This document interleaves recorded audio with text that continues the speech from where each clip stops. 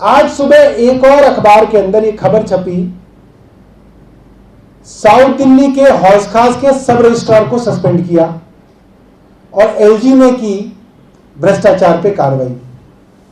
मुझे बहुत दुख है इस बात का कि यह मामला भी याचिका समिति का है।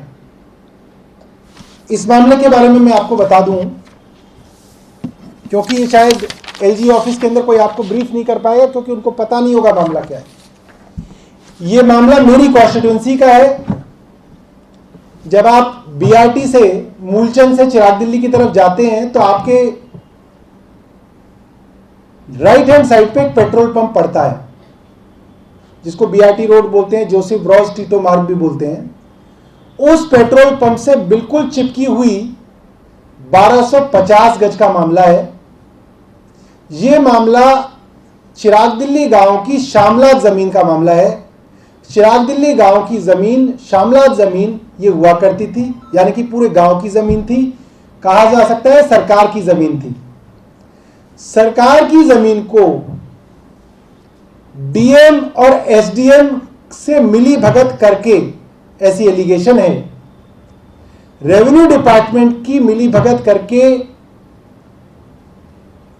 1250 गज सरकारी जमीन को पहले किसी प्राइवेट आदमी के नाम रेवेन्यू रिकॉर्ड्स में किया गया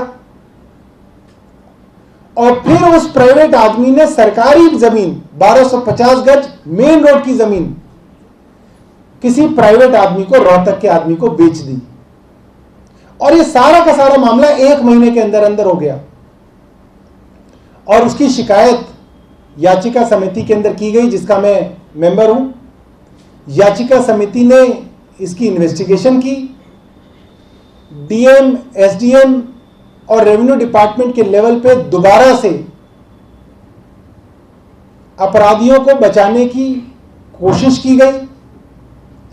कमेटी के आगे फैक्ट्स को बदलकर पेश करने की कोशिश की गई, मगर अंततः यह बात सामने आई कि सरकारी जमीन थी जिसको आप किसी भी कीमत पे किसी प्राइवेट आदमी को नहीं दे सकते।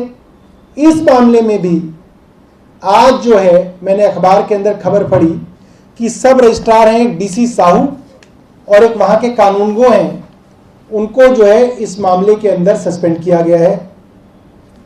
यह खबर भी जो है अधूरी दी जा रही है। मैं आपके माध्यम से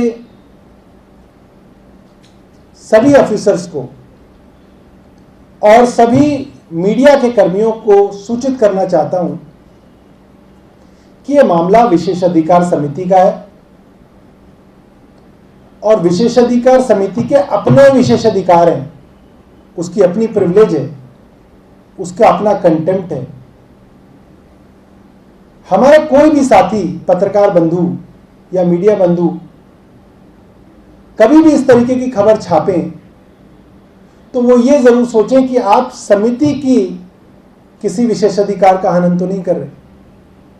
और जिन अफसरों ने भी ये खबर दी, उन्होंने भी ये काम किया कि उन्होंने समिति की जांच को छिपाकर इस खबर को एक दूसरा पहलू देने की कोशिश की।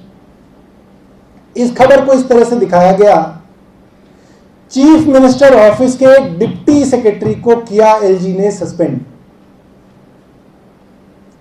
अब ये अधिकारी अगर आज चीफ मिनिस्टर ऑफिस के अंदर डिप्टी सेक्रेटरी हैं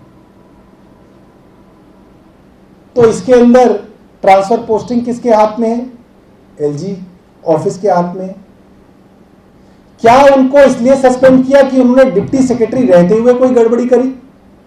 नहीं, उनको सस्पेंड इसलिए किया गया क्योंकि वे भी इस तरीके की इवैक्यूई प्रॉपर्टी को एसडीएम रहते हुए उन्होंने गलत तरीके से प्राइवेट लोगों को ट्रांसफर किया और इस कारण उनकी सस्पेंशन की गई। मगर इसको एक अलग तरीके से छापा गया, जो कि मुझे लगता है कि ठीक नहीं है। तो मेरे पत्रकार बंधुओं से ये सबसे ये आग्रह भी रहेगा कि जिन लोगों ने भी कल इस खबर को छापा है या अपनी वेबसाइट्स पे दिखाया है या स्टोरीज में दिखाया है, आप सब भी जनता के लिए और समितियों के लिए ये काम करें कि आप पूरी खबर को कल उसी तरीके से उसी आकार में छापे, ताकि लोगों को जो है ये सच जो है ये लोगों को वहां पे पहुंचे, क्योंकि लोगों को ये जानने का पूरा हक है कि किस मामले में किसको सजा हो रही है। और एलजी ऑफिस से इस तरीके की जो, मैं ये कहूंगा कि इस तरीके की जो मैनिपुलेशन करने की कोशिश की गई, मुझे लगता है कि उन लोगों को भी इस तरीके की एक्टिविटीज से अपने आप को बचाना चाहिए।